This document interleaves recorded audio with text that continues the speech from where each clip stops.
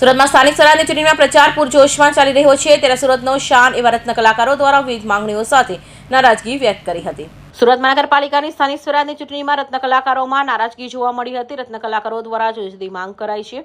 રત્ન કલાકાર સહાય યોજનામાં 26,000થી વધુ રત્ન કલાકારોના ફોર્મ ભરાયા હોવાની તો સાથે રત્ન કલાકારો પર વ્યવસાય વેરો નાબૂદ કરવાની માંગ કરાઈ હતી। છેલ્લા અનેક વખતથી રજૂઆત કરાઈ છે પરંતુ કોઈ નિરાકરણ આવતું નથી, જેથી આ વખતે રાજકીય પાર્ટી રત્ન કલાકારોને વ્યવસાય વેરો નાબૂદ કરવાની ખાતરી આપશે તેને જ મત આપવામાં આવશે તેમ જણાવ્યું હતું। મારું નામ છે Bhavesh Nag, diamond worker union vice president. હાલની અંદર સ્થાનિક સ્વરાજની ચૂંટણી ચાલી રહી છે।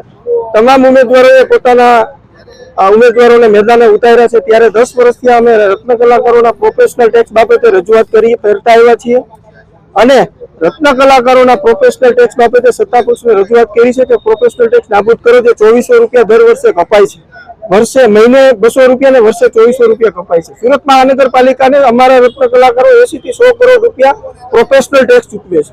બીઆરટીએસ બસ દર વર્ષે 100 કરોડનું નુકસાન કરે છે। તો જે રત્ન કલાકારો જે નુકસાન કરે છે એ રત્ન કલાકારોમાંથી તમે ઉઘરાવાની વજહ આ જે સ્કીમ બેહાડી છે ખૂબ જ નિંદનીય છે। 3 વર્ષથી મંદી છે, 80 રત્ન કલાકારોએ આત્મહત્યા કરી છે, કોઈ પરિવારને આર્થિક સહાય મળી નથી। મંદી છે, સરકારે યોજના જાહેર કરી હતી, 50,000 ફોર્મ મંજૂર કર્યા, અમે સરકારનો આભાર માનીએ છીએ, સાથે 26,000 ફોર્મ રિજેક્ટ કર્યા છે, એ પરિવારનું શું?